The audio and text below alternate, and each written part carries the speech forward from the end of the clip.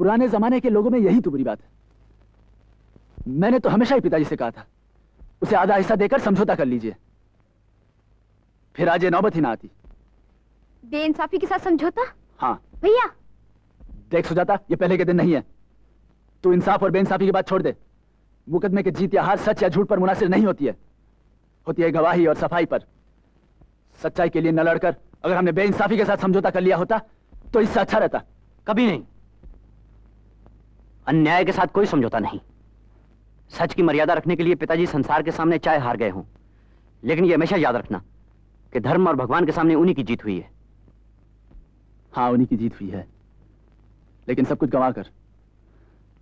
धर्म और भगवान की दुहाई तुम्हारे लेनदार नहीं सुनेंगे।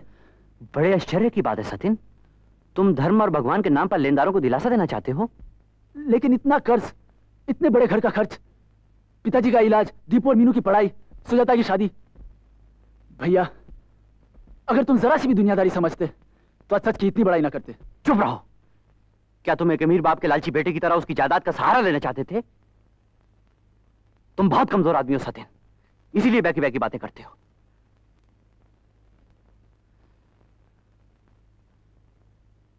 पिताजी ने हम लोगों को बड़ा किया, पढ़ाया लिखाया, क्या सिर्फ इसलिए कि हम उनके दोष निकालें? इतनी बड़ी मुसीबत में जहां तुम्हें माता पिता को तसल्ली और धीरज देना चाहिए, वहां तुम उनके दिलों को तोड़कर घर की बुनियाद हिला रहे हो। सुखेन बेटा। नहीं बात, तुम सत्यन ये सब दुख में कह गया है, नहीं तो वो क्या समझता नहीं? समझता है माँ, लेकिन जिस दिन उसको ज्यादा समझना चाहिए था उसी दिन नासमझ बन गया। मुझे तो इसी बात का दुख है।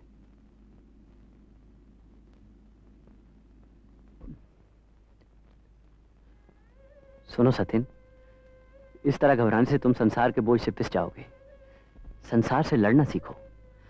और एक बात याद रखो, सभी बाप तो अपने बेटों के लिए जागीर जायदाद छोड़कर नहीं जाते। हमें जो सुख मिला है वो क्या कम है? आज से हम यही सोचेंगे कि हमारे पिताजी के पास कभी कुछ नहीं था।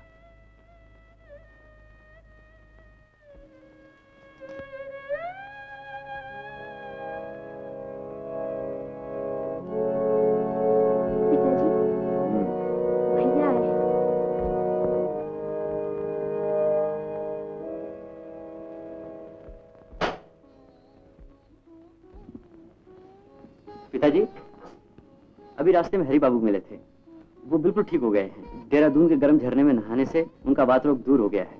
मैंने वहां एक दोस्त को चिट्ठी लिख दी है। क्यों? मैं चाहता हूं पिताजी आप भी वहां इलाज के लिए चले जाएं। ये तुम क्या कह रहे हो सुखैन? मुकदमा हार जाने के बाद ये सब बातें मजाक मालूम होती हैं। बेटा, अब तो हमारा सिवाय इस टूटी हुई हवेली के कोई सहारा नहीं रहा। कौन कहता है माँ तुम्हारा कोई सहारा नहीं? हम दोनों बेटे का तुम्हारा कोई सहारा नहीं?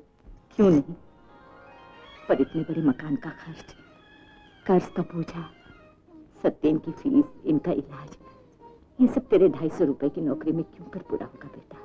यही तो तुम्हारा न्याय है माँ कि तुम ऐसा सोचती हो। क्या तुमने हमें यही शिक्षा दी है कि हम 250 रुपए से ज्यादा न कमा सकें? बस तुम्हारा आशीर्वाद चाहिए माँ, सब ठीक हो जाएगा। और अगले बरस तो ये पगला भी अटारनी हो जाएगा। कितना लायक है सतिन, ये शायद माँ तुम भी नहीं जानती। और तू क्यों चुप है सुजाता? कह दे माँ को बीए पास हूँ, मैं भी नौकरी करूंगी। फिर तो मेरी माँ दिन रात नोट ही गिनती रहेगी, हमसे बात करने की भी फुर्सत नहीं होगी माँ को।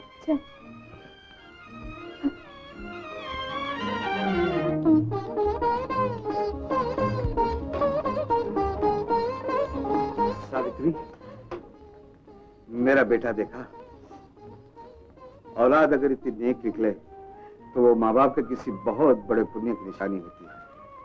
मैं हारा नहीं सावित्री, अब मुझे कोई दुख नहीं। यही तो भगवान ने मेरी सच्चाई का इनाम दिया। संसार में इससे बढ़कर और क्या सुख हो सकता है?